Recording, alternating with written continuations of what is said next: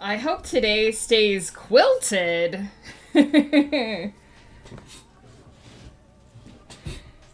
Oh my goodness. I hope the day stays quilted too. Joe, hello, hello. How are you? I do not have my hands in these correctly. Shut the alpaca, hello. Exiled Faye, good to see you.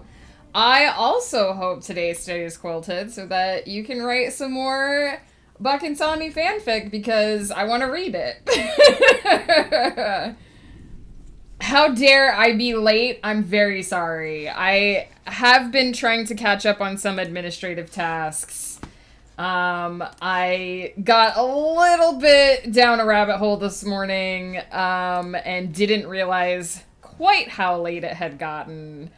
While I was doing a couple of the admin things that I need to catch up on, but I should hopefully be there. We should hopefully be at a point where things are where they need to be, question mark. My taskbar is such a mess. Okay.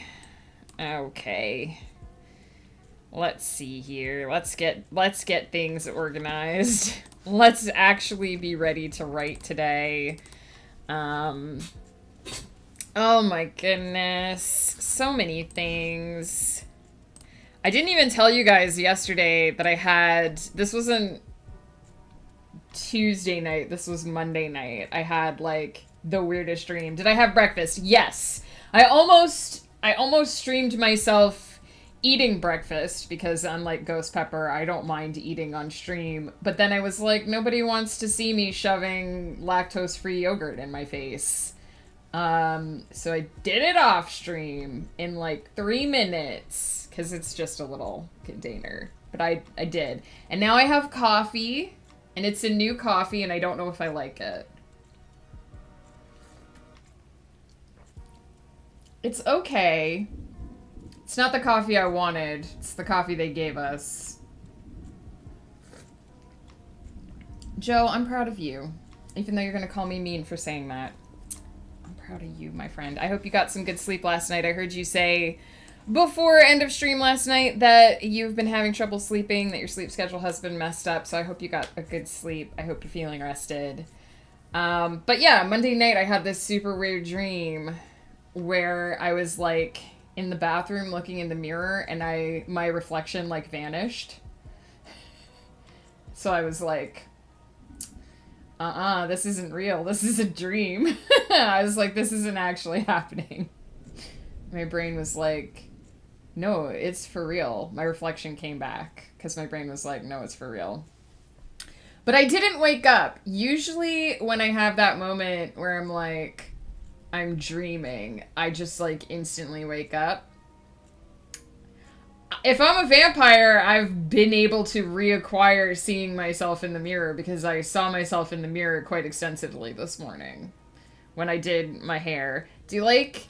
I have my my Nightmare Before Christmas shirt on, so I have the orange headband so that I'm Halloween today.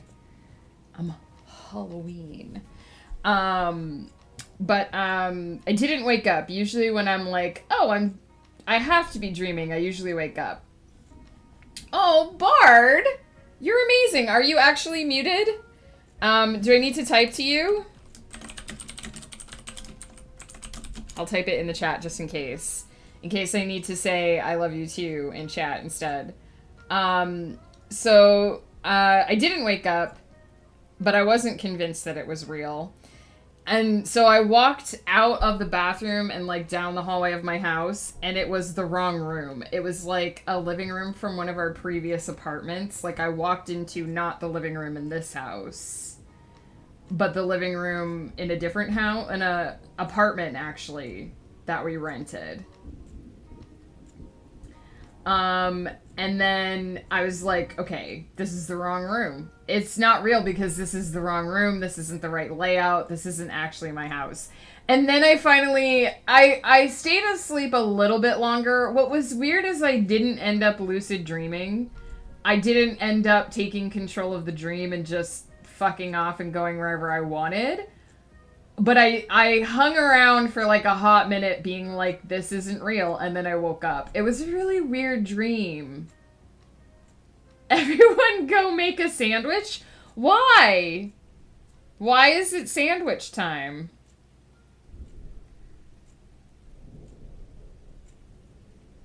I'd rather go for the ride in my dreams. Sometimes I have on very rare occasions, not very often.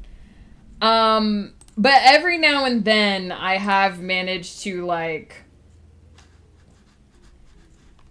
take control of my dreams and just go on an adventure and just do whatever. Like sometimes I'm flying, sometimes I'm swimming in the deep ocean, sometimes I'm running away from shit. I run away from shit in my dreams a lot. That's okay, Bard. I just wanted to say I love you too. And you're amazing. And I'm glad you're here. And I didn't know if I needed to type that or not. But sometimes I'm like running away from stuff in my dreams because that happens a lot. Like things are chasing me and I'm trying to get away. And sometimes I take enough control of the dream that I can like teleport myself somewhere else. Or like manifest a car and just like get in the car and start driving. Because even though I don't have a driver's license, in my dreams, I can drive. I can do whatever I want in my dreams. So, Megan, was the banana with excellent mouthfeel also a hit? The banana has not been found yet. Ghost was less certain how to work a banana into a dungeon full of dead things than he was a horn. So the banana has not appeared yet. Mad Lad, hello, a 3-stream streak. Hello from Wales. Hello from British Columbia. It's not a banana sandwich. Oh, you're talking to Bard. So yes. So at the end of stream, he asked everybody to remind him, not me specifically, he asked everyone to remind him about the banana. So I'll send you a screenshot. I sent him a message that says, remember banana. And I pinned it.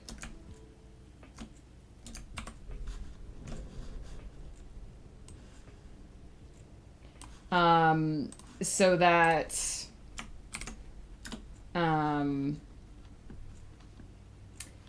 he won't forget. So that he'll remember to insert the banana next time. In fairness to him, they are in an ancient ruin full of undead zombies. So I'm not sure where they would find a banana with excellent mouthfeel. I would have loved if one of the dead things just randomly had a banana. That would be amazing. I don't know what his plan is. Ghost usually does come up with a good way to handle these things, though, so it'll be very interesting to see. I loved the combo of potatoes and a special potato that happened when you and Carly redeemed the potato and the special potato. There's like a whole lore of vegetable star people now. There's corn guy, there's tomato guy, and there's potato guy. So I'm just waiting. Maybe we'll get some cucumber in there. Maybe we'll get some eggplant. Who knows? Reminder for Ghost, insert the banana. I just said reminder banana because that's funnier. So that and I pinned it so that he'll look at it and be like, why do I have a pinned message that says remember banana? And I'll be like, that's your problem. No, I will remember to tell him. I also love VeggieTales. I didn't get to see a lot of it when I was younger, but I do remember some of it. I remember I don't want a fork or a spoon, just the bunny.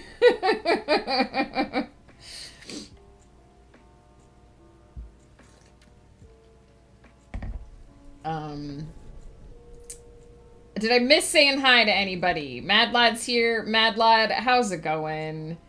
Proud of you, Bard, even if you can't hear me. Now go eat a sandwich.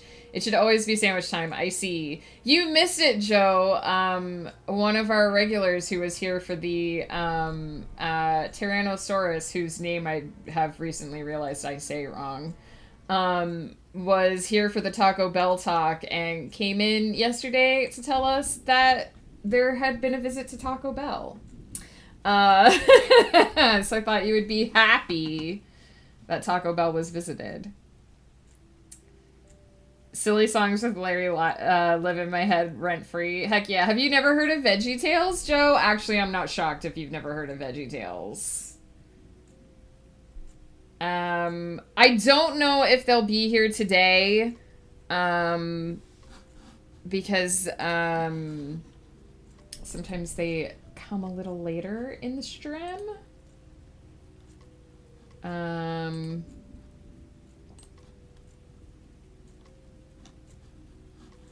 Why is streamer mode enabled? Can we not do that? Why does it hide things from me when I want to see them? I guess because if I had this on my screen, it would show things, but I don't have it on my screen. Oh, exiled Faye! That's so cute! I just saw your picture in the Discord! What? I'm jelly, and I want him. He's the cutest. Joe has heard of exactly 3 things in life, and one of them is T-Swift. I don't know. They're animated veggies. I think it was actually a church thing. I think they were actually supposed to be, like, church-related. But, they were just cute and funny. I mean, if you watch it out of context, it's not, like, super in your face about the religion, but I do think it was supposed to be a Christian show, yeah. But mostly it's just vegetables singing cute, silly songs like, "Where is my hairbrush?" Oh, where is my hairbrush? And I don't know why, but I really love the bunny song. That is an actual religious one, though, because it's like the guy doesn't want anything except to eat a chocolate bunny. So, there's a moral to that one.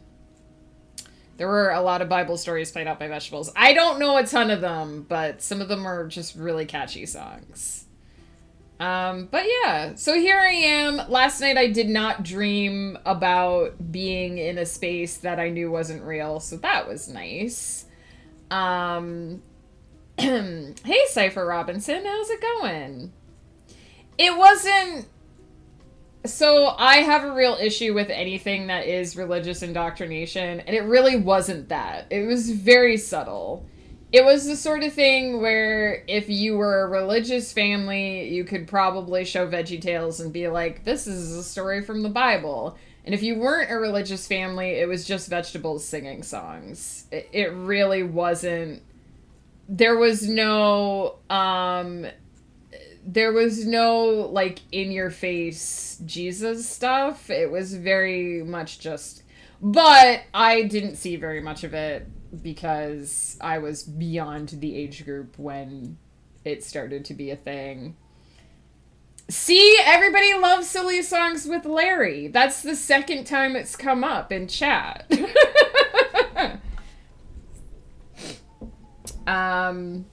Love watching them with my nephew and nieces. Heck yeah. Cypher, how's it going? So yeah, today I'm gonna try to get a little bit on track here because I'm running behind. So watch me try to be productive. We'll see how this goes.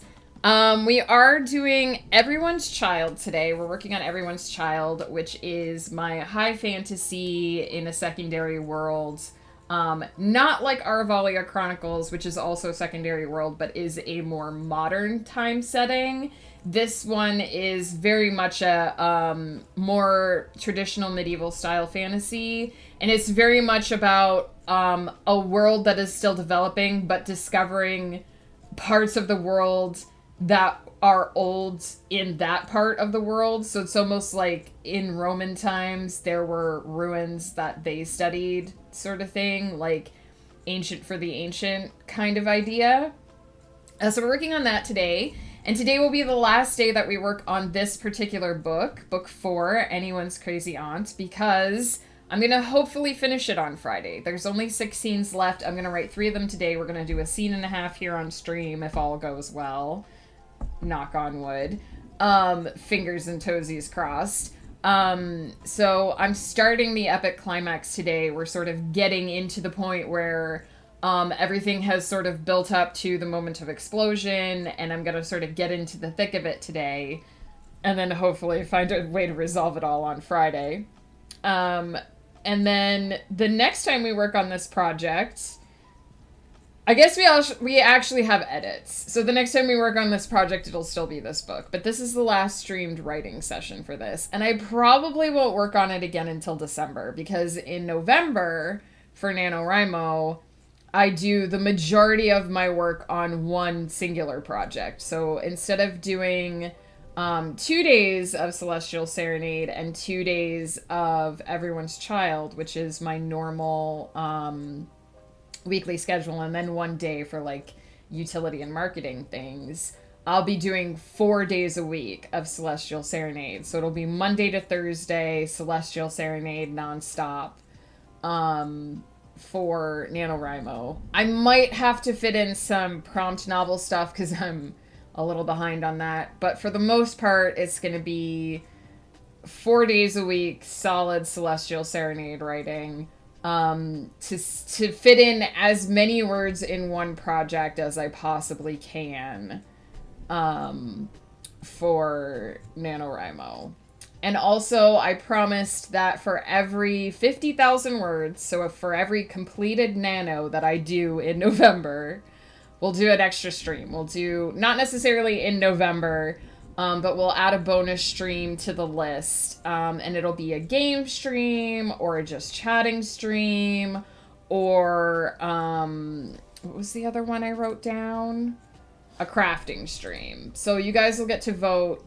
I'm aiming to do 150,000 words in November, so that'll be 3 bonus streams.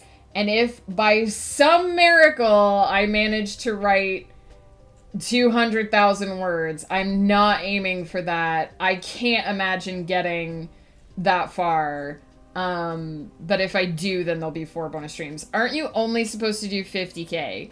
You're supposed to write a whole novel. And I don't write 50K novels, Joe. My shortest novel is like 70 to 80,000, first of all. Second of all, for me, I do 50K in a regular month. Like, 50K for me, I do that editing now. 100K when I'm writing is like baseline for me. So if I'm challenging myself to be on the top of my game and get as much work done as possible, I personally need to set a higher goal than 50,000 words. Joe, I won't. I just took a long weekend off. I am in fresh fighting condition. These fingies are prepped. They're prepped. They're locked and loaded. But I'm not necessarily doing, and I can't stress enough, I'm not necessarily doing more writing than I would normally do. I'm just focusing on one project. So normally I would spread my words across multiple projects, but I'm just doing one project. So it's a focus of that many words on one project instead of spread across 2 or 3. So that's where the higher number is coming from. I haven't decided yet if I'll count the words that are not Celestial Serenade words towards the bonus, because technically NaNoWriMo is all one project, right? So 150,000 words on one project. But if I somehow do 50,000 words of non-Celestial Serenade stuff, we'll see. Maybe that'll be a separate nano. Who knows? But yeah, more Striker, more me, doing something other than productivity on stream, which I don't do very often, because, you know, I'm a productivity streamer. It's sort of the goal, is to share my writing time, but I love hanging out with you guys, and I do like to occasionally do streams where we don't have to stop yammering, and we can just keep doing whatever, and it can just be fun and silly.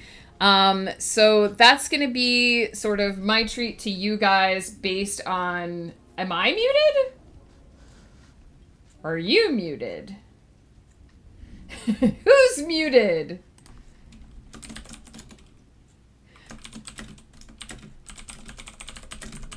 I got worried, okay.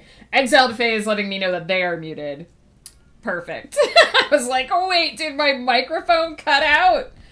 Hollow Knight stream. I already tried to do Hollow Knight on Wolf stream and it didn't go well. I'm not good enough at that game to play it on stream.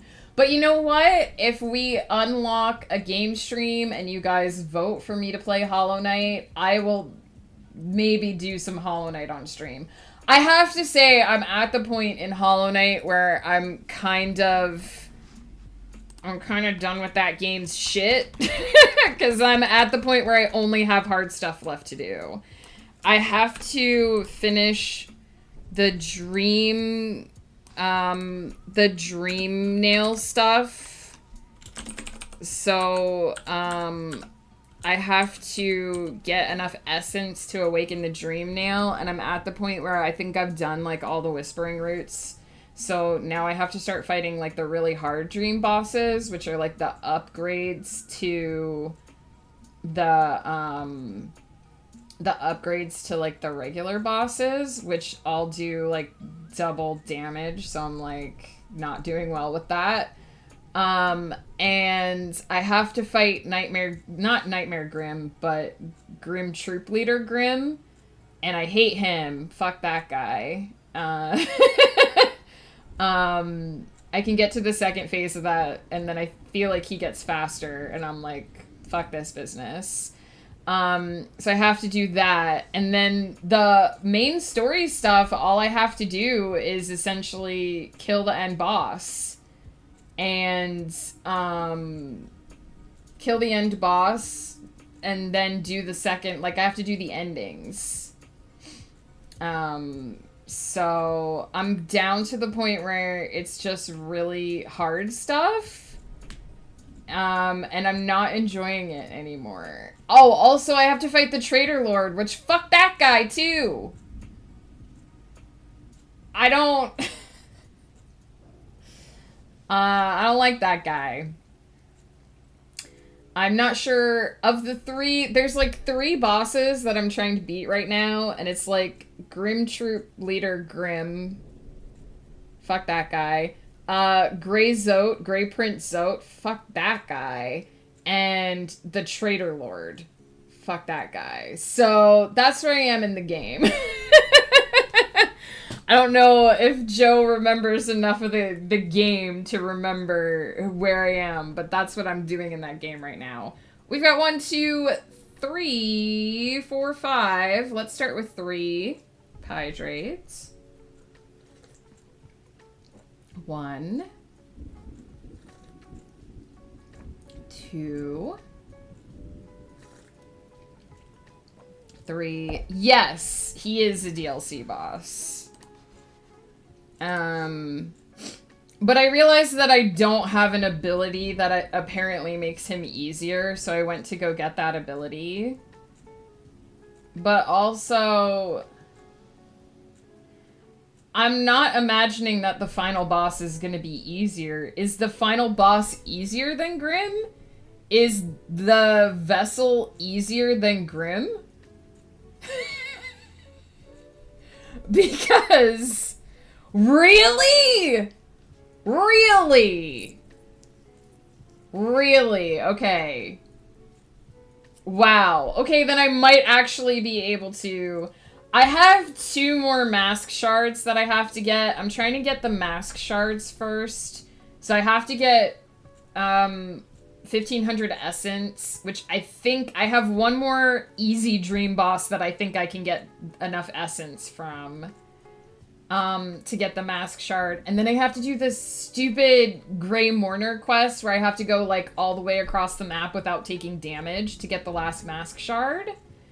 And then I was thinking of doing the final boss before I worry about the rest of the Dreamers and Grim and all that.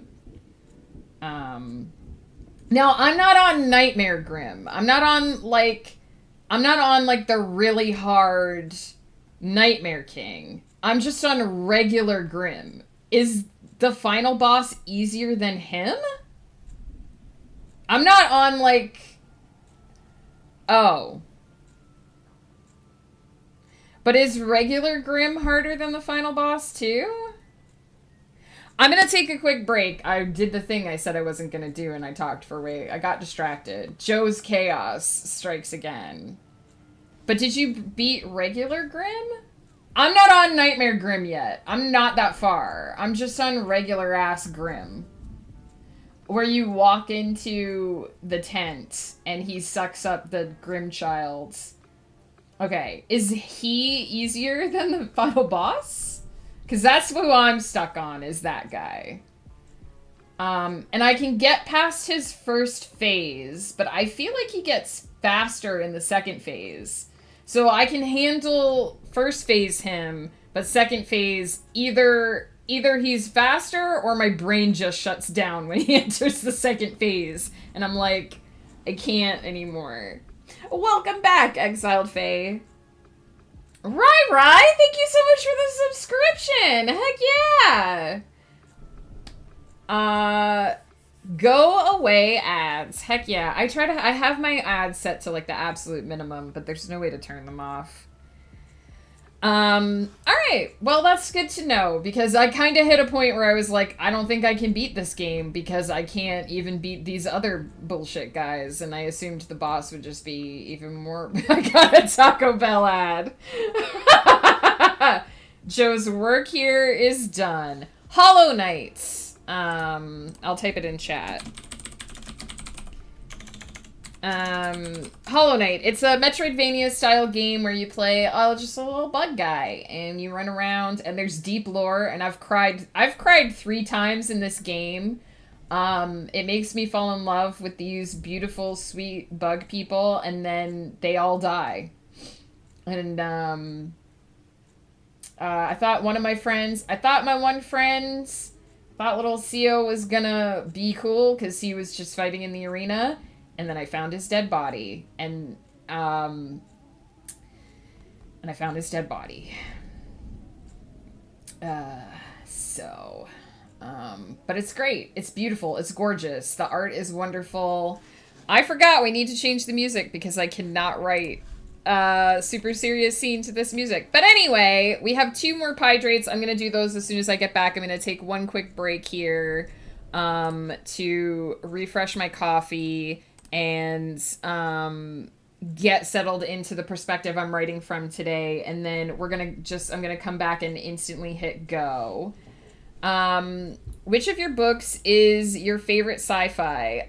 If you're looking for sci-fi, check out The Celestial Serenade. Is probably my most sci-fi book. And if you like your sci-fi with a side of fantasy, then check out Eternity's Empire, which is basically magical girls in space. But my most sci-fi book that I have out right now, my most sci-fi series, is The Celestial Serenade. That says there are 7 books out. That's incorrect. There's actually 9 books. Yeah, Eternity's Empire is basically magical girls in space. It's a sort of galactic empire fiction, but it's much more... There's a lot of magic in that world as well. So it's like magical girls in space, but very heavily mythology inspired. But if you like more sci-fi in your sci-fi, Celestial Serenade is the way to go. It's a space opera. It's a vast, sweeping setting, but it focuses on the characters and their choices and the interactions and the dramas between them. They're probably our waifus. I mean, all of the main characters are goddesses, so it would make a good waifu game, actually. All right, I'm gonna take that break before I get too off tangents. Cypher, if you have any other questions about the Celestial Serenade, please do type them in chat, and I will answer those when I get back, because that's a worthwhile tangent. And now I'm going to step away from Joe's chaos, and we're going to start writing when I get back.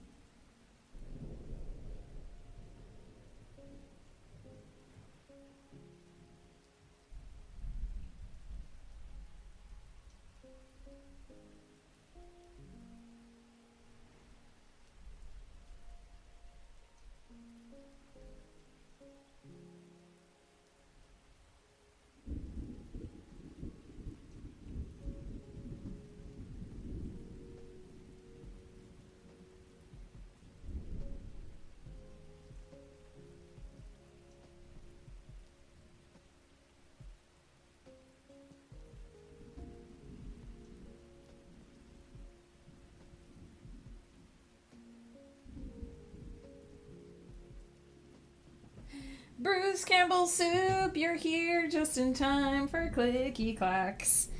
Hey, if you want to code the game, Joe, I can provide you with the story and a group of waifus.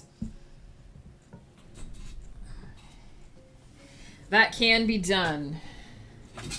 Hundo P. You find a way to do the coding and make the art assets, and we're golden. I'll sign on to that. The two of us working together won't be complete and total chaos.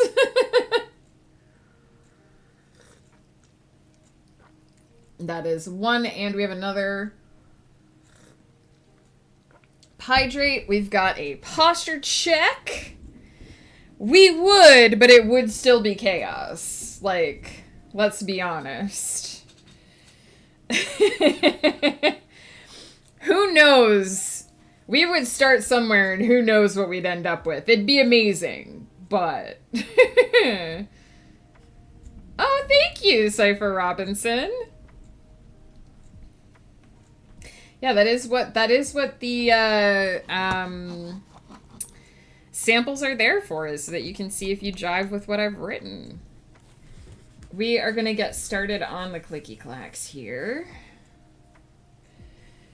Share Kindle with my family and gotta clear some space to add it. No worries. Appreciate that it's under your consideration and that it seems to be something you would enjoy. That's what every writer wants to hear, is that someone's interested in their work. Why am I going over there? The start sprint button is over here. Here we go. We're hanging with our celestial cat today.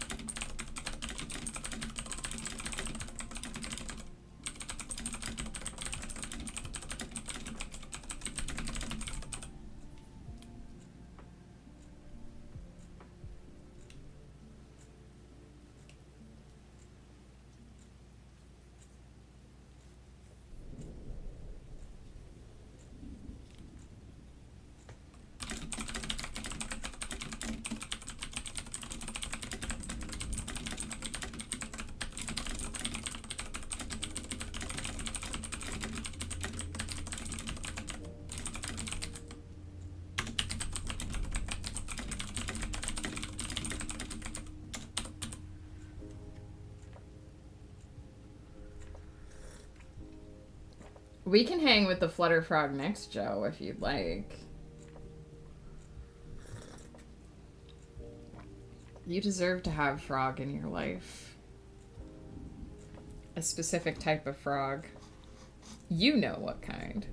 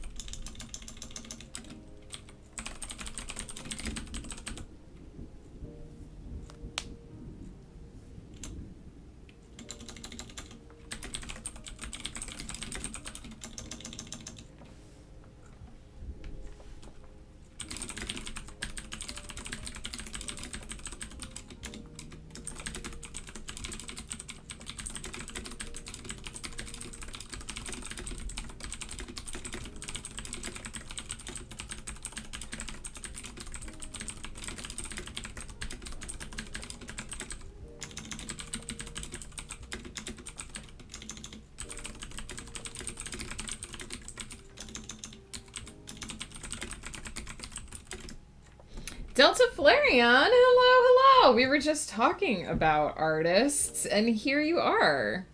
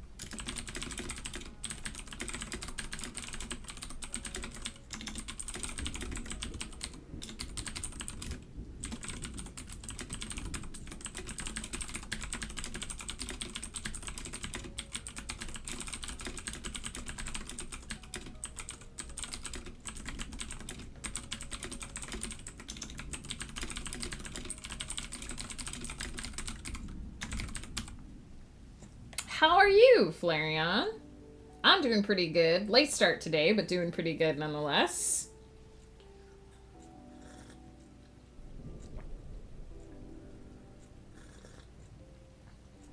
I don't know if you're gonna find much sandwich material in my kitchen. Salad material.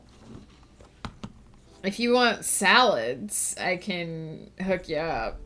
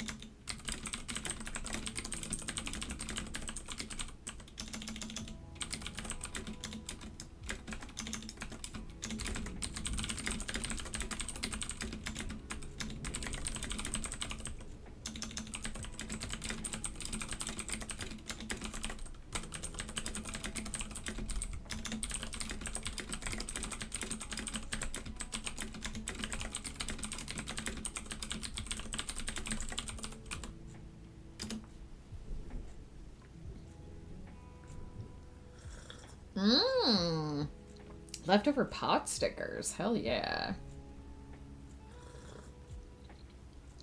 If you can turn a salad into a sandwich, Joe, I got you covered. I do have bread. I have bread, and I have lettuce and spinach and mushrooms and peppers and tomatoes and cucumber.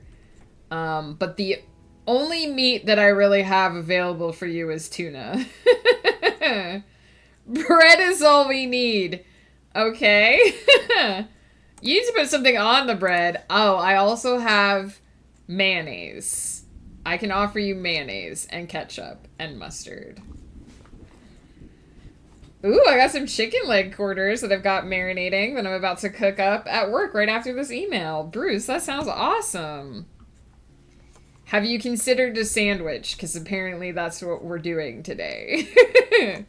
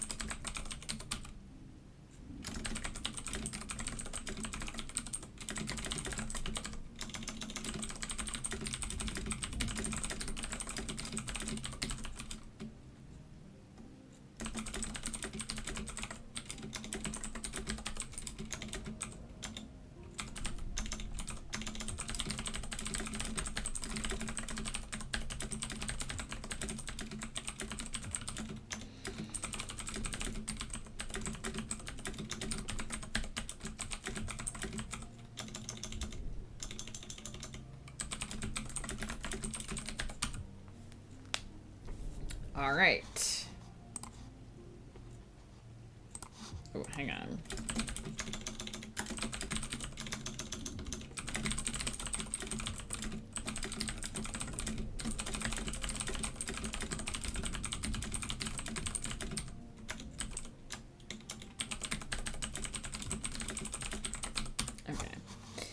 Didn't want to forget to include that sentence because it brings the whole thing together. That was 1,788 words, that sprint. I am very happy with that. Oh, shoot. I forgot to put 3 of these in. Hang on. Let's skip to the 15-minute break. There we go. Perfect. Caught up. Excellent. You should tell us your top 10 sandwich toppings. So you just mean like anything I put on a sandwich? I assume you don't mean condiments. I mean, I gotta have mayonnaise on there.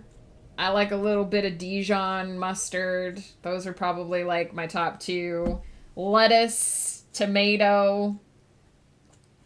That's pretty much like... I'm pretty much a lettuce, tomato, mayonnaise, and either honey or Dijon mustard person. Nice combo there, Bruce. I also like some form of meat, like tuna or turkey.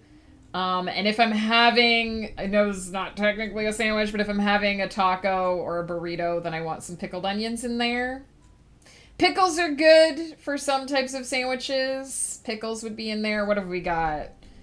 Mayo, mustard, lettuce, tomato, tuna, turkey, pickles, pickled onions, depending on what it is. That's pretty much me. A little sprinkle of garlic oil, depending on the type of sandwich, again. Sometimes I put chips on my sandwich, which Ghost Pepper hates. Dijon mustard or honey mustard. Again, it depends on the sandwich. I like the, slightly spicy, like coarse Dijon. And I like the sweetness of honey mustard. I do sometimes put chips on my sandwich. Ghost Pepper hates it. He hates it so much when I put chips on my sandwich. But it's so good, you guys. You just put plain potato chips, not like any flavored. Just plain Lay's chips, and you put them on your sandwich, and you crush it down in there. It's so good. I want a sandwich with chips on it now. Tacos are a sandwich. On my tacos, same thing. Tacos, I like lettuce, tomato, pickled onions. Not Dijon mustard, salsa for that one. I like the tomato salsa, the mild salsas. I like sour cream on that as well when I can get away with it. When I have the ability to slightly digest a little bit of dairy. Actually, sour cream is a little easier for those who are lactose intolerant and who don't necessarily know. Sour cream is a little bit easier to digest because it's already been processed. It's like gone through that slight fermentation process. So it's the same with yogurt. Yogurt is easier to digest because it's gone through the fermentation process, and some of what troubles you has already essentially been eaten up by the bacteria. But I do have a lactose-free yogurt that has lactase in it, which has been doing it for me. Nova Moonlight, hello! I love the texture of chips on sandwiches. I don't do it much, though. I don't do it a lot anymore, either, but it used to be my go-to thing. I used to do it a lot. Like, holistic, everyone want a sandwich. Lucky for me, I'm planning to eat a sandwich for lunch today. I'm gonna have a tuna sandwich and potato salad, so that craving will be fulfilled. Harken back to your Pennsylvania roots and put fries. I don't put fries on my sandwich. Fries are a side. I could see putting an onion ring on a burger, though. An onion ring on a burger, or like crispy onions on a burger. Heck yeah, man. Give me some of that. Did I miss anything else during the break? Working on animation. I hope it's going well, Delta Flareon, although the erg makes me think that it's not going well. Wraps are sandwiches in a warm embrace. That makes sense. I can't oblige a sandwich at this juncture. Would you settle for a wrap? Heck yeah. We can make tuna salad with the mayo and tuna. Yeah, and a little bit of how I make my tuna is mayo and a little bit of green relish. And you mix that together with the tuna. Top notch. Top notch.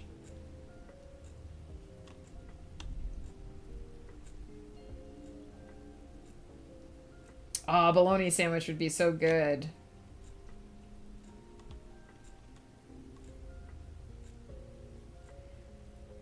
Realized last night I got a lot of off-stream stuff to do. I also have a lot of off-stream stuff to do. That's why I keep being late to my streams. We'll make sandwiches out of whatever you have. It'll be a makeshift sandwich. I do have tortillas for wraps as well. It's just that I mostly have vegetable filling. That's the main thing. Mostly vegetable filling right now. Who in Pennsylvania puts fries in their sandwiches? Some people do.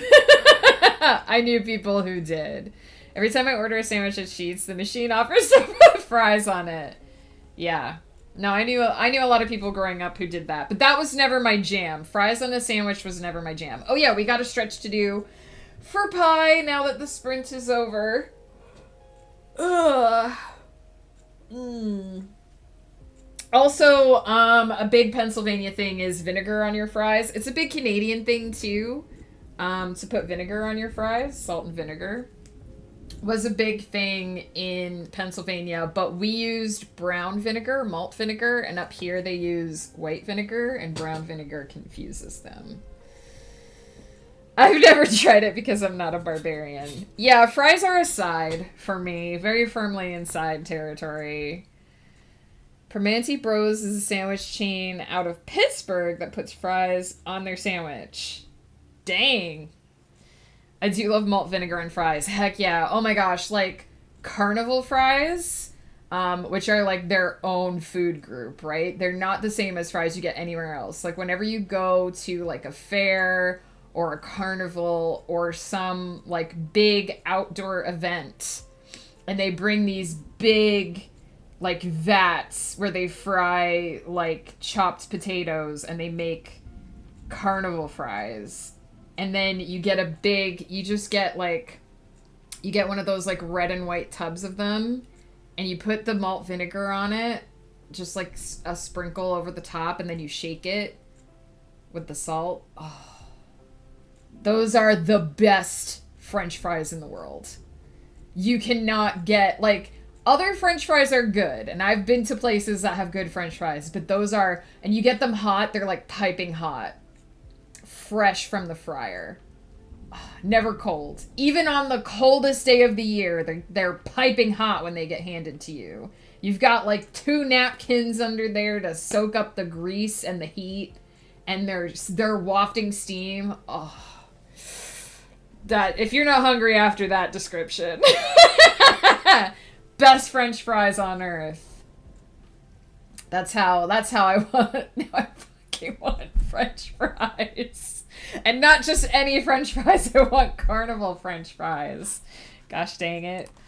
There were so many things that, like, I didn't realize growing up were things that, like, you can't really get. I mean, I'm assuming you could get Carnival fries, like, anywhere.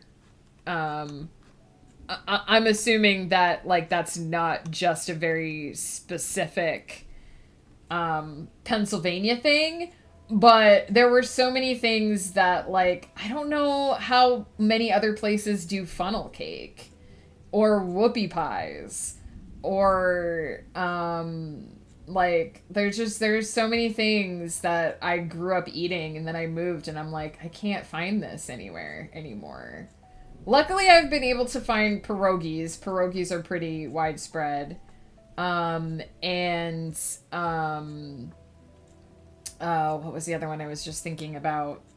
Pretzels with cheese. A little harder because it's not quite as prominent elsewhere. Most people like sweet pretzels, like sweet hot pretzels, like those big pretzels. But I like the savory ones. But yeah, I should stop talking about food. I should also pause the timer and do a quick AFK to get my steps in so that we can start getting ready for the next sprint. So I will pause the timer and I will be right back. Don't forget to get up, stretch, move around, grab something to drink. And I'll be right back.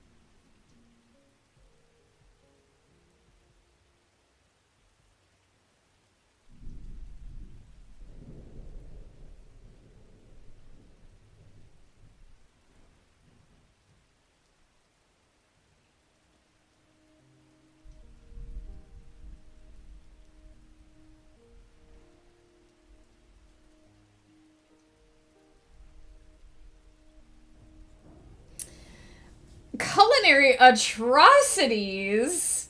Exiled Fae? What? What are these culinary atrocities you speak of? I know of only delicious food. Okay, I'll give you that one.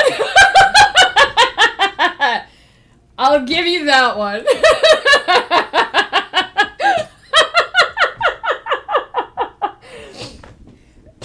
A better comeback there could not be. Scrapple is actually an abomination. So you can Google this and find out what it is. Scrapple is mostly lard. It's mostly animal fat. It's like if you imagine bacon, but it's mostly like really thick fat and just a tiny itty bitty little bits of meat mixed in. It's basically animal fat. It's not even. There's more meat content in Spam than there is in Scrapple. Scrapple is mostly fat. It's if you take like, if you imagine using up like every part of like the like homesteading back in the day, using up everything including like the tiniest smallest scraps. This is like, after you've cooked meat in a pan, you take all of the fat and meat bits and they let them congeal into a solid mass, and then you bread that mass and you fry it and you put maple syrup over it. That's what Scrapple is. It's gross. My grandpa used to eat it. He loved it. I think you can buy like chunks of it. I'll give you Scrapple, but there's lots of delicious things in Pennsylvania that are not that. There you go. For those of you who don't know what Scrapple is, there you go. It's basically the leftover bits. I guess it looks like you can get parts of that are a little bit more meaty than what my grandfather used to make, but it's not strictly saying, oh yeah, you put syrup on it, because it doesn't taste like anything. It doesn't taste like anything if you don't put syrup on it, Joe. It's like very lightly meat flavored.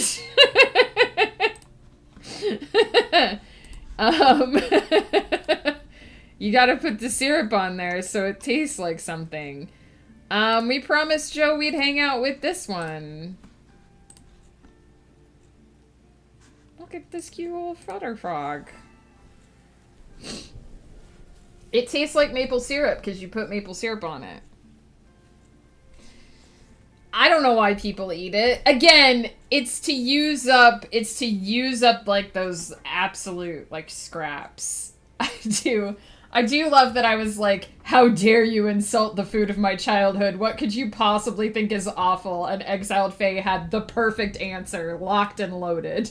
Just wouldn't be surprised if it was already sitting there during the break in the typed in the chat, waiting to just be like, and she won't be able to argue with this one.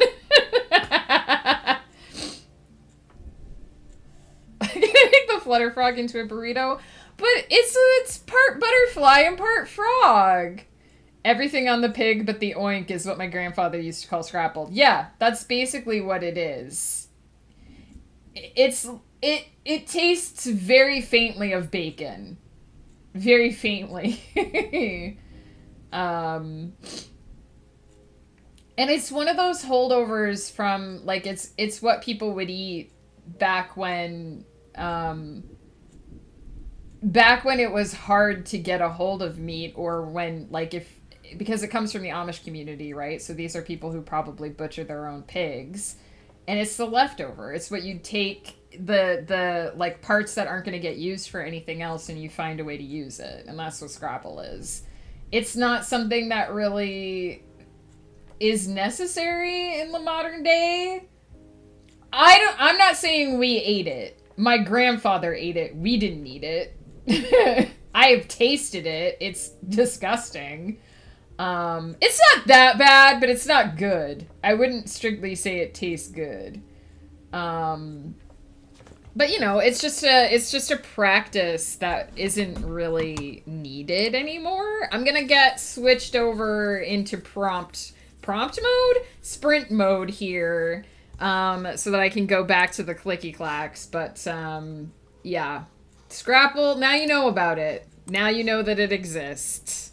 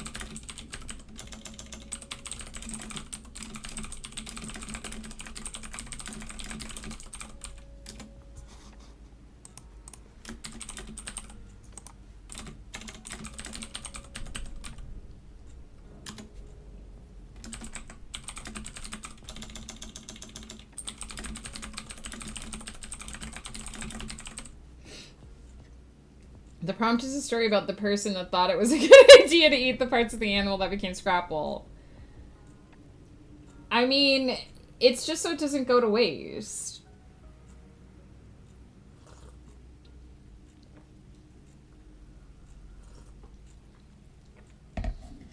Again, it's not a mindset that we in the modern day have, because if you want bacon or whatever, you just go to the store and buy bacon. But back in the day when you got everything from butchers and it was expensive and you didn't necessarily have the money to go back the next day and get more, you used up everything.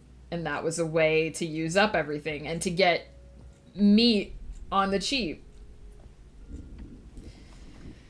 I'm not saying bring back Scrapple. That's never going to come out of my word hole.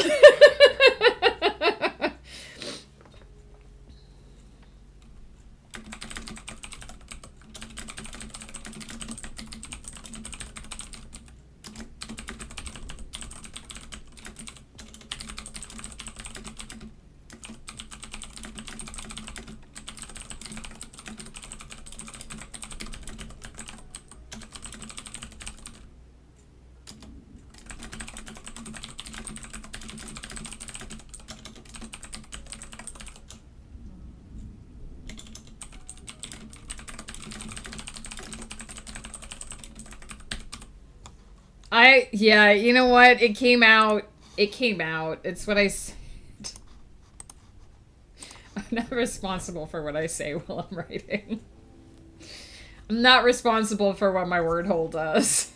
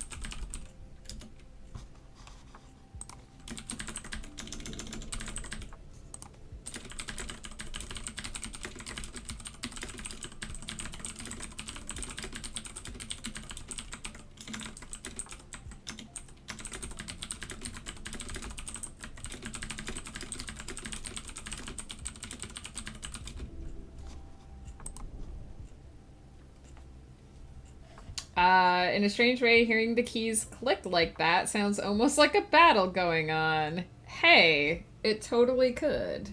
Also, welcome in. Is it Uh, Gail, is it Gail B. Haith? Let me know if I say it wrong, because I say all names wrong. Your lunch is so late today. Oh no! Like it arrived late, or just you ate late in the day?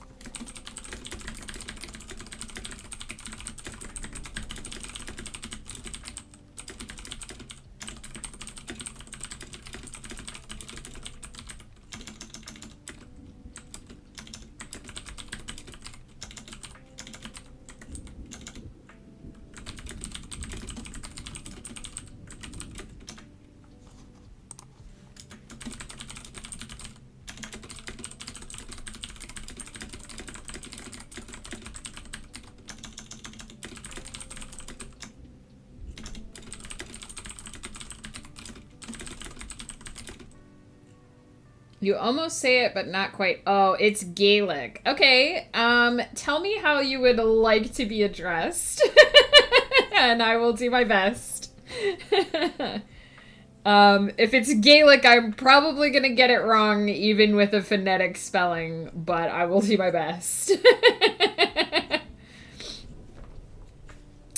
I can call you Jill. That I can do. I absolutely can do that. I can say that. Jill, welcome in. I like to do my best when I encounter Welsh and Gaelic stuff, but I know that my tongue just does simply not move the way it needs to.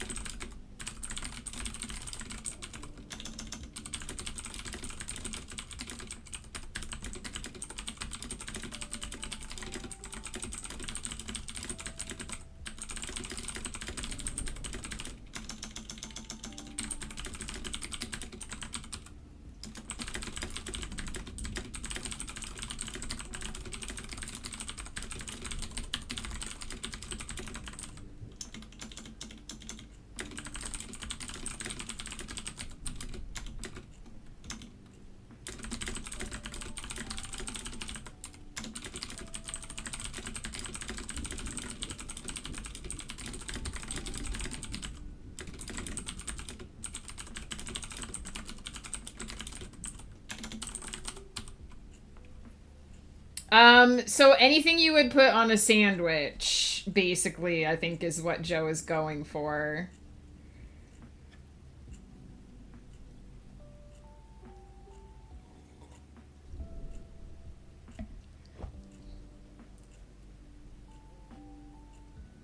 Even with the underscore in the name between that and art, one person managed to call me Jill Cathartic. So it's like Jill Cath or Jill Cath. I see. Oh, I can kind of see that.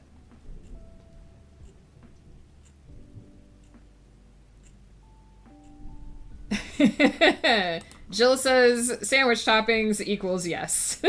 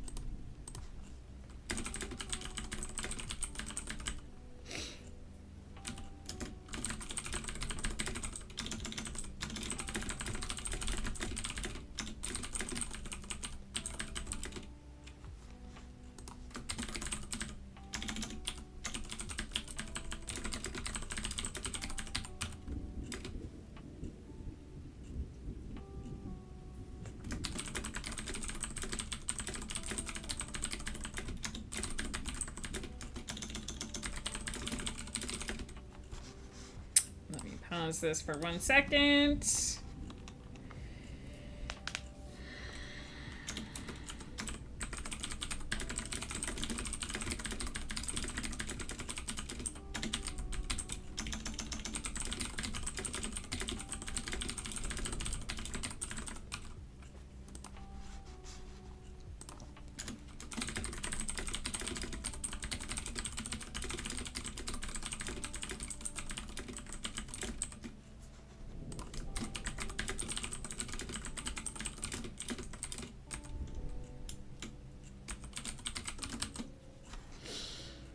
Alright. Finished with that thought. Heck yeah.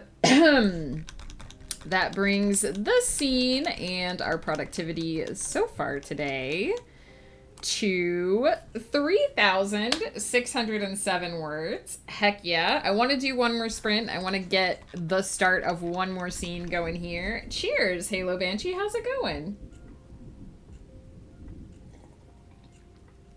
I'm writing a sci-fi novel and trying hard to keep from turning it into a romance, but space opera is okay. But one of the main characters joins a little into the story, but their story is a little different. I'm just wondering how to give information about their past without info dumping. Let me do a stretch, because we got a stretch. From Halo Banshee, making sure the streamer is taking care of themselves before I lurk. We appreciate you, and I hope you're doing well. I know you are not super talky in the chat, but I hope you're doing well. It's good to see you. I appreciate you, and I appreciate you taking care of me. Are you eating the chimkin, Bruce? The chicken I'm cooking is smelling so good. Heck yeah. Bowing out for today. Have a productive day. Exiled Faye, if you're still lurking, we love you. Thank you so much for hanging out. I hope you feel better. You have to imagine the Irish accent as well as how it would be pronounced. Think Arwen from Lord of the Rings. See, I'm so bad at, like, accents and stuff. I look at a menu and I tell them, sure, I'll have it. Heck yeah. Sandwiches are great. On to the question. First of all, I'm a huge fan of space opera. I've written one. The Celestial Serenade is a space opera. I'm actively writing one, actually. It's very common for romance to be present in space opera, so I wouldn't worry about that too much. Romance plots are actually a lot more popular than they used to be as well, so go figure. But, so I'm assuming the question is one of the main characters joins a little later and you want to get their backstory into the page without having a giant chunk of information when they first enter. Is that the one with the waifus? No, Eternity's Empire is the one with the waifus. That's the one you're thinking of, Joe. Also kind of a space opera, but more magical girls in space. So the way to introduce any backstory is to kind of break it up and sprinkle it in throughout the narrative in ways that people don't notice that they're necessarily being given information. So in my Aravalia Chronicles, there is a major event that happens in the main character's backstory. That is Damarin. That's my elf boy, my grumpy elf son down there. There is a major event that happened in his life that influenced how people think of him. And instead of having him talk about it, there's a moment in time where other characters have a conversation about this particular incident from his past in order to sort of evaluate him and how they feel like that event may have affected him, because it's relevant to the story whether or not they think that event affected him. And so they have a conversation whereby the events from the past are explained from one person to another and discussed between a small group. And in that way, the reader becomes aware of what happened without having to do a flashback or without having to weed through paragraphs of internal monologue to get at the event. So conversation is one thing that you can sometimes do, especially in a space opera, if there are rumors going around, if there's like a party scene, if this character is newly being introduced. Mellow and Tears, how are you? I'm doing pretty good. And so that's one thing that you can do. You can do little flashbacks, and by what I mean by little flashbacks is if a character encounters something that sparks a memory for them, you can have a quick 1 or 2 paragraph inner monologue where they think about a specific event. As long as you're not launching into 2 or 3 pages of flashback into that particular event. It's fine to have little nuggets of information here or there, little drops of thought process that reveal information about the past. Because it's only an info dump if it's extended, if it's long, if you're taking little breadcrumbs and sprinkling them here and there, that's fine. Lots of people avoid dreams, but if there's something traumatic from a character's past, dreams are a good way to explore that. Explore how they're feeling and dealing with that territory, especially if they have suffered a loss or potentially, if it's the space opera, some kind of traumatic battle experience. And you can have them wake up from the dream and have to deal with the events that they've seen in the dream. So there are lots of different ways that you can sort of sprinkle the past in there. And you can resort to flashbacks if it feels like it fits into the story for some reason to do a concentrated flashback. But the key is kind of to break it up into smaller pieces and introduce it bit by bit. I got a little complicated in writing it. The character in question was stranded on a jungle world when she was 13 and was on this dangerous world for 15 years. So I'd like the reader to be able to understand how that happened and how she managed to survive. So yeah, a couple of choices. Traumatic dreams is probably a good way to show her dealing with the trauma and also show little bits and pieces of her memory. Depending on what you're doing, also, if you can manage a dual narrative where some chapters are in the past, in her memory, showing what she went through to survive, and some chapters are in the future, like in the present, showing how she's living now. If she's a main character, you can definitely do something like that. You just have to make it clear from the beginning which time period you're in. Dual time narratives can be really difficult to manage. I'm doing one of those right now. So you either have to have like a chapter label at the top of the chapter that indicates what time period you're in, or some clear way to indicate, like having the flashbacks be in italics or that kind of thing. So there's definitely options. Again, even if you're doing the flashbacks, though, you want to break it down.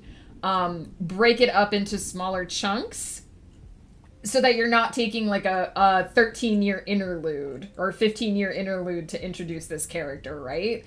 Have her backstory sort of drip-fed into the story over time.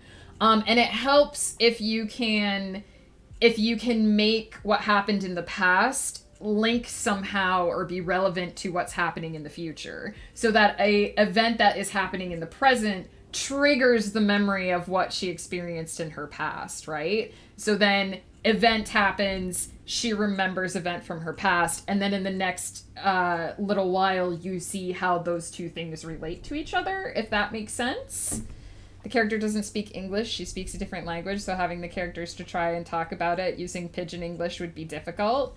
Yeah, I mean, obviously, if characters don't necessarily know about her past, then they can't talk about her past, so that wouldn't necessarily be an option. But that's okay. You don't have to use all of the different methods. You can choose the ones that kind of feel like they fit it best. It sounds like the flashback method might work if the events are linked to each other. Let's move to the bay window. Let's do a meditation because, I mean, look at how cute this is. Joe doesn't like the frog, but look at how cute. Look at how cute the meditation is. And we'll do a different spirit. This boy is super cute when we meditate. Oh, look at that! So cute! And we'll change the lighting. We'll get like... Look at the red glow going on. Heck yeah. The frog looks like a sandwich topping. This guy looks like a donut!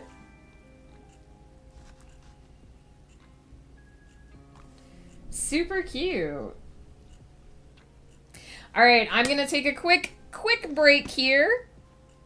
I might actually I know I usually pause the timer. Well, I'll still pause the timer. I was going to say I might actually let it run. We might have to actually start a little bit, not do the full 15-minute break, but I'm going to take a quick AFK and get my steps in for this hour before we do our final sprints. No, the color scheme, if you ignore the candle, you can see that he has little chocolate sprinkles. There's also this one, which you can tell a little bit more that he's like a sprinkles. And then he has the candle on his head. Joe, I'm not even gonna go there with you right now. This is Lo-Fi Sessions Spirit City. I will type it out. Available on Steam. It's basically a productivity app. The idea is that you can do different activities and use different sounds to unlock your spirits, and then you can use the spirit bucks that you get from leveling up to unlock different skins and different clothing. We are rocking the Halloween stuff right now because I am 100% a Halloween gal, in case you can't tell from the Nightmare Before Christmas shirt and the orange headband. But there's lots of different options in there. Petra Anne Marie, hello, hello. Just passing by for support. Appreciate it. Good luck to you as well. The spirits do not fight for the death. They just hang out with you and do cute little poses. We are working on Everyone's Child today, which is my high fantasy epic. We are going to start one more scene of that when I get back as well. So I'm going to pop AFK, and I will be back shortly for the final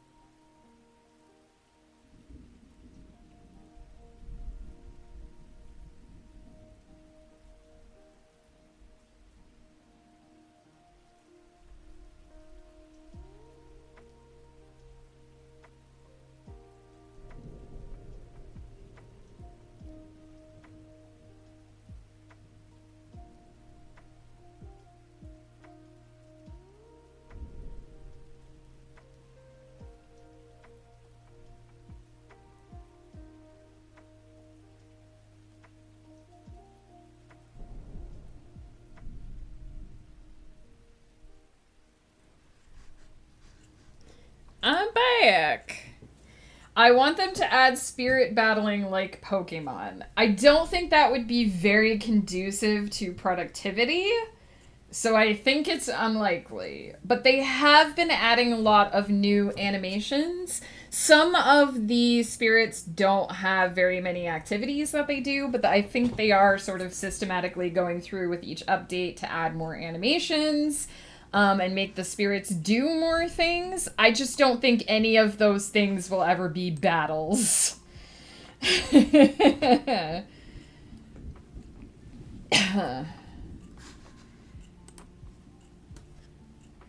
I know you don't care about productivity, Joe. This is maybe not a game for you.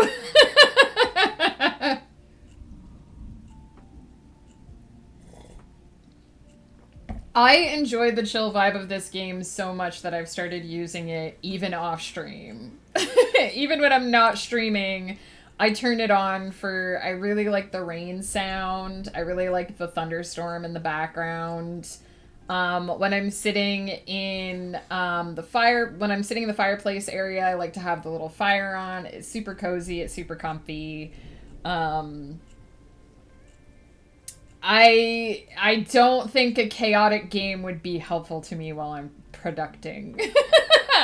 Very different vibe on my stream versus on Joe's streams. I usually play a video on YouTube called 10 Hour Thunderstorm. Heck yeah. Yeah, I have a bunch of different like go-to white noise rain sounds that I use. I also am a really big fan of mynoise.net. And they have a sound on there called Tin Roof Rain, which I really, really like. It is specifically the sound of rain striking a tin roof. And I sometimes layer it with the sound in this game. Not on stream, because I can't stream that one. But I sometimes layer it with the sound of rain in this game. And I also really like Rain on a Tent. Is another one from My Noise. You're probably seeing a pattern. I like rain sounds. But this has sort of become my go-to. Alright. Slightly less confident about how I want to start this next scene, but we will see how it goes.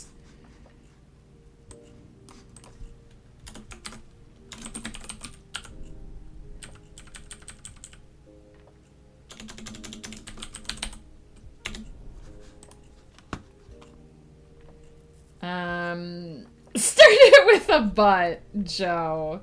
I used to hear that when I was in Southeast Asia. I do miss it. I don't miss the mangoes falling from the trees. It's interesting because I think they sourced a lot of the sounds from that region, like Southeast Asia and Africa. I don't know specifically how they get the sounds on My Noise that they use, but they source them from different locations. And I know, or maybe they didn't source them from those areas. Maybe they were just referencing those areas as places that use that kind of material a lot. But that's what it's supposed to sound like, is rainfall in that region.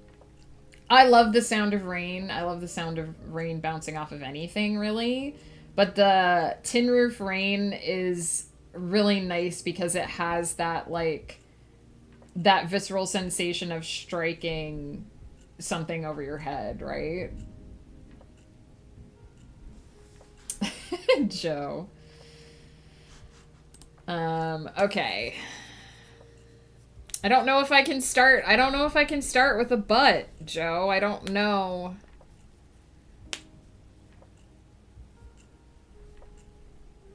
It's just the BAM at 3 a.m. that takes away the relaxation. Fair. That, I can imagine a mango falling on a tin roof would be terrifying, especially at 3 a.m.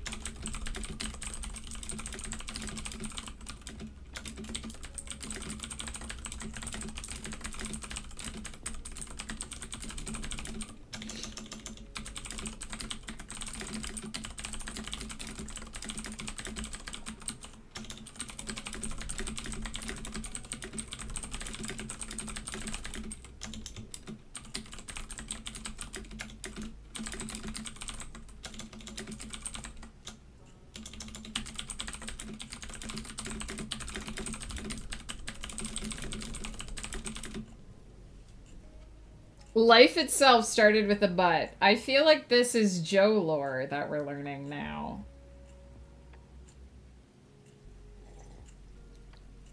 I think the neighbor's chicken secretly hated me and would get into the trees and drop them on the roof. Could have been those sneaky geckos, too. Gosh darn.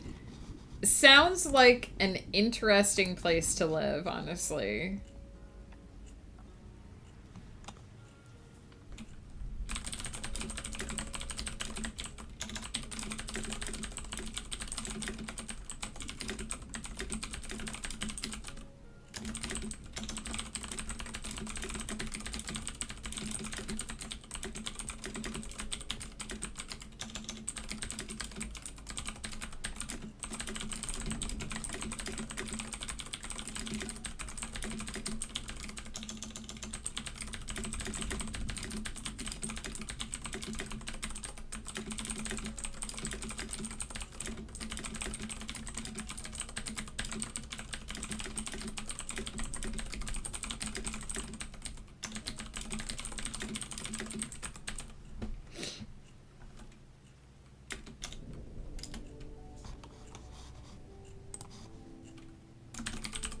Oops, I did not mean to turn on italics. Thank you. Thank you for not italicizing.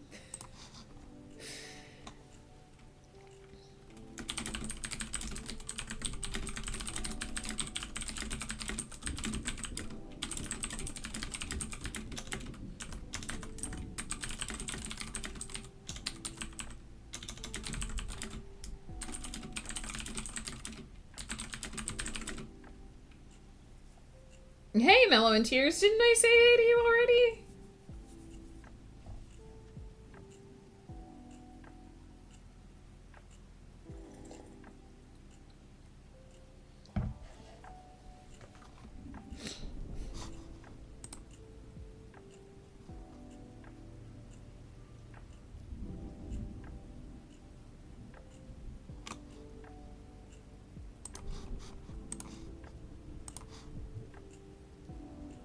Ah, welcome back.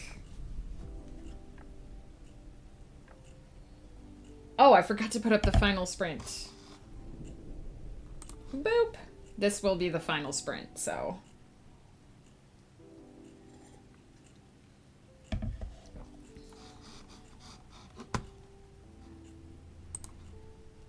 My baby?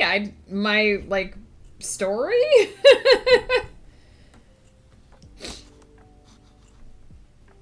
I don't have a baby, so my story is doing great.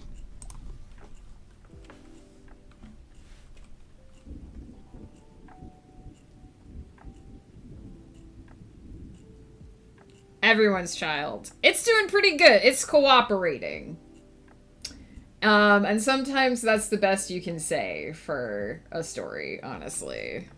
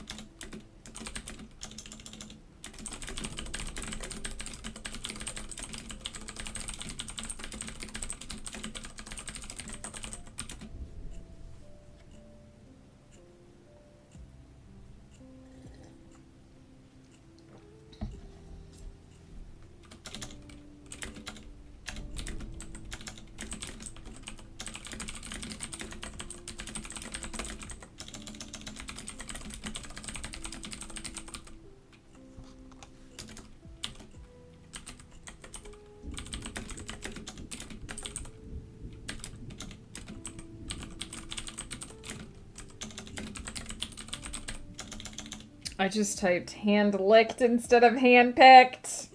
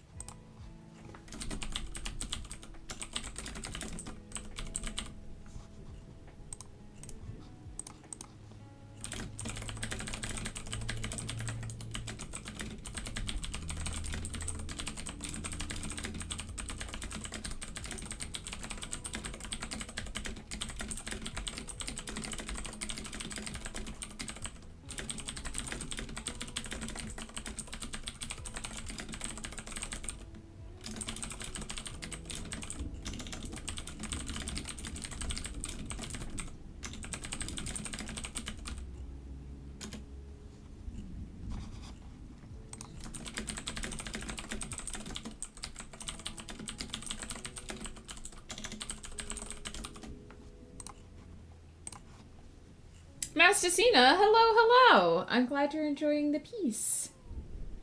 It's amazing how one tiny error can change the tone of a story. Yeah, I probably don't want my characters hand-licking people. I am kind of the god of this story, that is true. These people were hand-licked from thousands of people. But sir, did you really need to taste their freshness?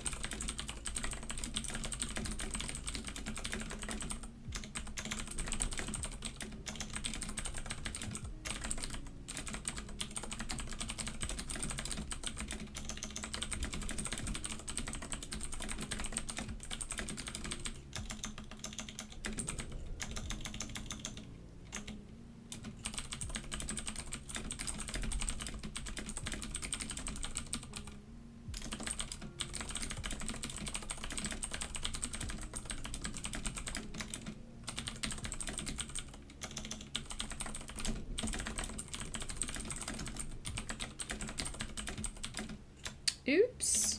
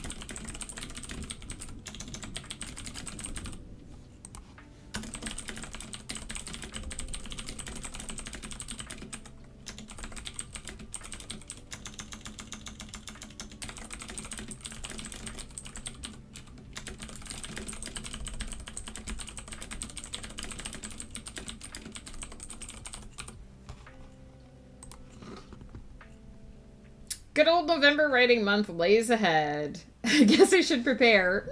Maybe.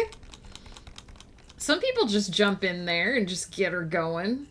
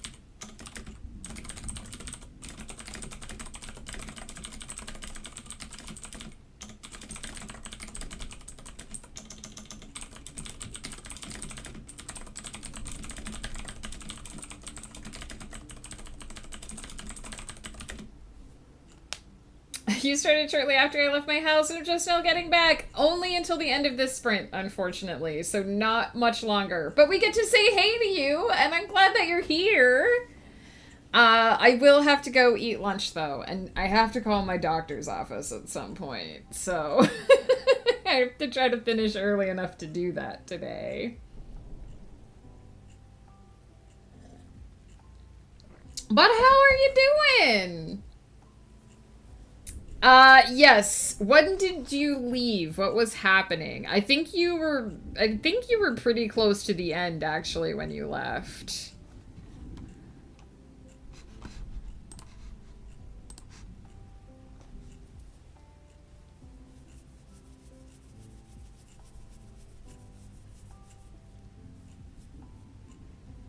Also, I don't know if I've mentioned this before, but the Winds of Chaos VODs do get posted on YouTube. I'll grab the link for people who don't know.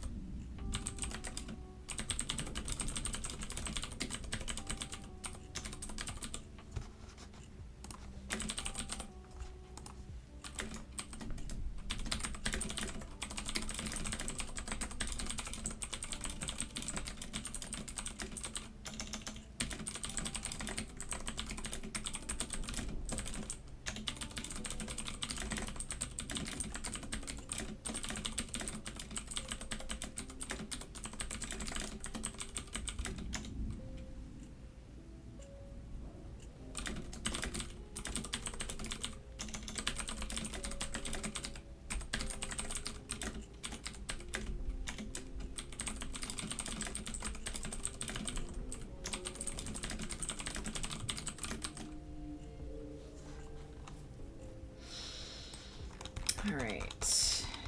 That is the end of the sprint. We're at 1,681 words in the new scene. Happy with that. Very happy with that. And I think that's going to bring us over 4,000 for the whole stream.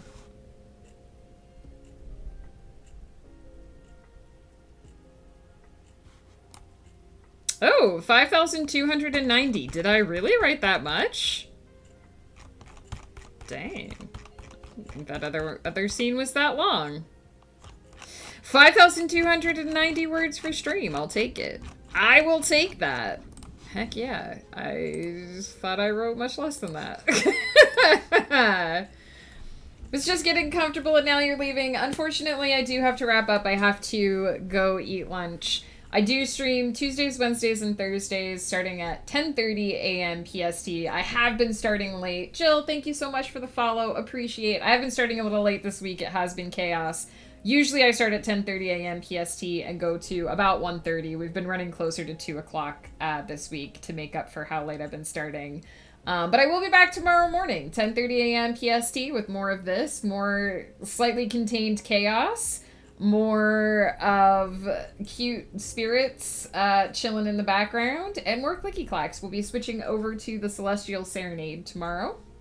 So I will be in space opera mode. You give good vibes. Thank you so much. I appreciate that. I've always said that my goal is essentially to create like a water cooler where creatives can hang out, or even if you're just doing studying or whatever work you're doing, because we do this kind of stuff alone in isolation for the most part, but it's nice to know that other people are doing the same thing and to have a place to shoot the shit in between sprints, to ask questions, to get support from other writers in the community.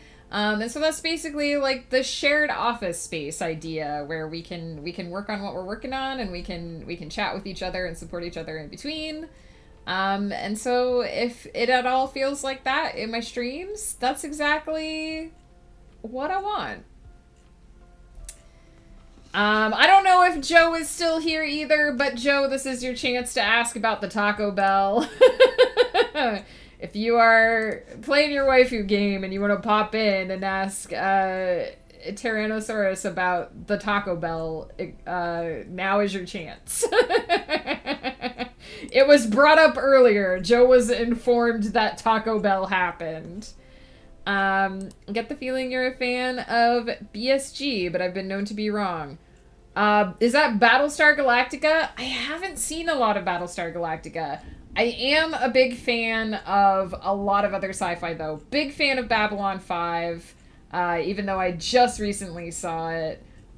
Big fan of most of the Treks. I didn't see Discovery. Most of the Treks. But Battlestar Galactica was one that we never really got into. Aw, of course. Hey, after that whole Taco Bell road trip discussion, it had to be brought up. There was a group of undead that everyone was fighting, and I may have left right when more were discovered needing to be dispatched. So Mazra got cursed. They killed the undead, but Mazra got cursed. So there was like if you got like bitten or scratched by the undead, there was a constitution save that you had to do. And Mazra failed a constitution save and got cursed. So she can't heal hit points currently. And every day after a long rest, there's like a certain number of die that they have to roll, and it reduces her max HP by that amount. And if her max HP gets reduced to 0 by the curse, her body will turn to ash, which makes it much, much harder to bring someone back to life. In D&D, there are kind of 3 stages of resurrection. The first is if you can get to the body within a minute of death, you can revivify. It's the cheapest and easiest way to bring someone back from the dead if you have a $300 diamond. The second way, there's a couple of different spells, but if you have the body, there's a couple of different ways to bring someone back from the body that vary in price. But if you don't have a body, you basically got to go true resurrection, which is extremely expensive, extremely high level, either that or wish. So that's a pretty dire prospect if you don't have a body, because you can't even revivify without a body. And I couldn't help but point out that Darfin could have solved this problem because he can cast Remove Curse, and Mazra is not a high enough level to do that. Had therapy this morning, then went out to lunch with my kiddo and my stepdad to support a fundraiser for my mom's group at church. Gearing up for trick-or-treating and roller skating at this event. Heck yeah! Masticina says, I'll have D&D this weekend. Our one-shot is ending up a 5-shot. No experience with signing up for a one-shot on Winds of Chaos and being there for 6 weeks. Heck yeah, Masticina. I hope you have fun. And I'm glad to hear that the therapy session went well as well. Sounds like lots of good stuff is happening. Let's see. I got some ideas. 25k words plus sci-fi should be doable. Heck yeah! I started writing this poetic prose short story, but now I have an idea of continuing it. The second chapter won't be as big. It will be like 4,000 words or less. I mean, I would just write it and see... I would just write it and see how long it is, and then see if it feels like it needs to be longer. I don't worry too much about lengths myself. I find that a story is as long or as short as it needs to be. So I would say just write it out and see how it feels afterwards and see if there's more you want to do with it. Writing when you were half tired is always fun later. Yep. But that's a future Mesticina problem. That's a problem for future Mesticina to figure out. At least you got words. Any words can be fixed. It's no words that's hard to fix. What else did I miss? I want to go back. I miss the people and the scent of the air. When I write about space stations in my book, I try to put an open air market and describe the scents and sounds. I know in reality it could never really be like that, but it's a good image. I mean, maybe it could be someday. That'd be amazing. And that's what sci-fi is all about, is imagining what we could do in the future. But that's awesome that you include that stuff in your sci-fi as well. I think I caught up on everything. Scrolling down to catch up with more. Foodle does have a potion, but Wolf has this thing where he never wants to use any of his, like, stuff because we might need it later. So Mazra did not take the potion because she's worried. In fairness, she's worried that someone else might get cursed or that she might get cursed again because they still have more dungeon to do. So she said, let's wait and see what happens because someone else might need it more. Like if someone else gets cursed and they only have one potion, they might have to figure out who to get the quick cure. But also Wolf was like, we're in the middle of nowhere. How are we going to get potions to cure this curse? So that's very interesting. Kiona still can't talk normally because Ghost said that she has the bubbles until they long rest again. But she does have the horn that Carly came up with, so she can communicate in bad advice only currently until they long rest again. D&D has changed a lot since I played it. Oh, they just updated it again. So there's now like 3 different active rule sets. I looked at D&D Beyond today and there's like 3 different versions of each spell. And one of them is marked Legacy. Yeah, the DM and players can make custom rules for sure. It is when things go wrong that the fun begins.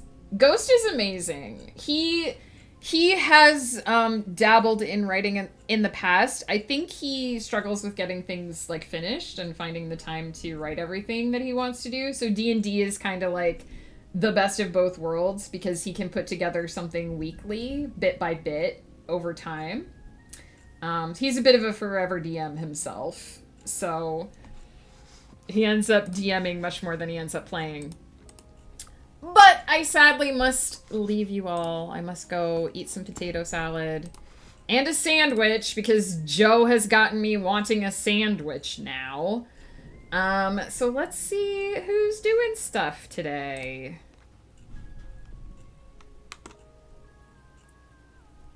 Might go pop over. Common Flower Girl is doing some beadwork and we have not rated her in some time. Just a heads up because we're coming from my stream into Flower Girl's stream. Flower Girl doesn't do the swearings. So I curse like a sailor and I know that about myself. Common Flower Girl tries to avoid the cursings. So keep that in mind when you're in chat. I don't think she gets super upset if other people do it. But she does prefer to keep the cussing to a minimum. So just so you know, that is a thing that she mentions for her chat. And since we're coming from here where I say fuck, shit, and damn quite a lot, just a heads up that less of that happens over there. My son runs a game for his friends. He asked me to write one of his campaigns, but I'm unsure. That would be awesome, though, to come up with a campaign with your son. I mean, I assume you'd work together to create something he would enjoy running. That would be so cool. No matter what you plan, it will go wrong. Ghost is still pretty annoyed at the Winds of Chaos crew for telling him they wanted to go somewhere and then going completely somewhere else. That's why Kiona currently can't talk. That wild magic surge was a little bit of GM revenge happening there. You might want to save the world, ending killing the princess and marrying the dragon. Exactly. I want to marry the dragon. No worries. Yes, before I go, I did promise... For those that don't know, if you are interested in Winds of Chaos and you're just coming in, or you have to miss part of the sessions because time zones are a thing and people need to sleep, there is a playlist of the majority of the Winds of Chaos sessions. Early on, I think maybe the first...